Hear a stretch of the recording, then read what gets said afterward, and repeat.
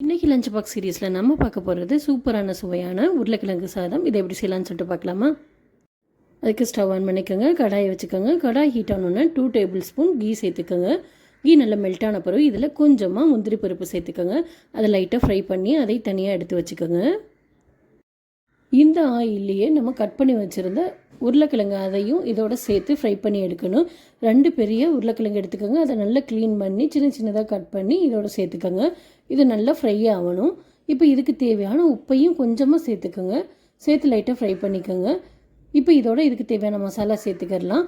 1/4 teaspoon மஞ்சள் தூள், 1 teaspoon red chilli powder, 1 teaspoon தனியாத்தூள், 1 டீஸ்பூன் சிக்கன் மசாலா, இதையெல்லாம் சேர்த்து இதை லைட்டாக ஃப்ரை பண்ணிக்கோங்க. மீடியம் ஃப்ளேமில் வச்சு ஃப்ரை பண்ணுங்கள். இப்போ இதையும் தனியாக எடுத்து வச்சுருங்க. நல்லா ஃப்ரை பண்ணிவிட்டு இதையும் இப்போ தனியாக எடுத்து வச்சுக்கோங்க. இப்போ அதே கடாயிலே கொஞ்சமாக ஆயில் சேர்த்துக்கோங்க. ஆயில் சேர்த்து ஆயில் ஹீட் ஆனோன்னா 2 பெரிய பல்லாரி வெங்காயம் அதை சின்ன சின்னதாக கட் பண்ணி அதையும் இதோட சேர்த்துக்கோங்க.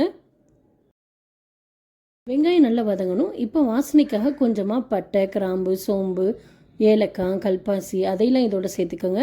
சேர்த்து அதையும் நல்லா ஃப்ரை பண்ணிக்கோங்க. 1 tablespoon ginger garlic paste சேர்த்துக்கோங்க. சேர்த்து நல்லா வதக்கிக்கோங்க. அதோட பச்சை வாடை போகிற அளவுக்கு நல்லா வதக்கிக்கணும். இதோட ஒரு தக்காளி சின்ன சின்னதாக கட் பண்ணி அதையும் இதோட சேர்த்துக்கோங்க. சேர்த்து இதுக்கு தேவையான உப்பையும் சேர்த்துக்கோங்க. சேர்த்து லைட்டாக வதக்கிக்கோங்க. இப்போ இதுக்கு தேவையான மசாலா சேர்த்துக்கலாம். 1 teaspoon red chilli powder, 1 teaspoon தனியாத்தூள், 1 டீஸ்பூன் சிக்கன் மசாலா, 1/4 டீஸ்பூன் மஞ்சள் தூள், இதெல்லாம் சேர்த்து லைட்டாக வதக்கிக்கோங்க. வெங்காயம் தக்காளிலாம் நல்லா வதங்கி ஒரு தொக்கு பதத்துக்கு வரணும்.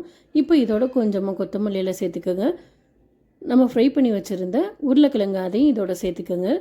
சேர்த்து லைட்டாக வதக்கிக்கோங்க. உருளைக்கிழங்கு லாஸ்ட்டில் சேர்த்துக்கோங்க. அப்போ தான் சாதத்தோடு சாப்பிட சொல்ல அதோட கிறிஸ்பி நல்லா இருக்கும்.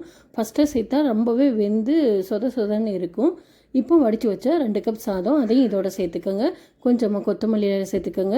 1 டேபிள் ஸ்பூன் கீ சேர்த்துக்கோங்க. இது கீ சேர்க்குறதுனால இதோட மனம் ரொம்பவே நல்லா இருக்கும். சாதம் நல்லா உதிரி உதிரியாக வரும். இப்போ நம்ம ஃப்ரை பண்ணி வச்சுருந்த முந்திரி பருப்பு அதையும் சேர்த்து கலந்து விட்டு இறக்குனா சூப்பரான சுவையான உருளைக்கிழங்கு சாதம் ரெடி ஆயிரும்.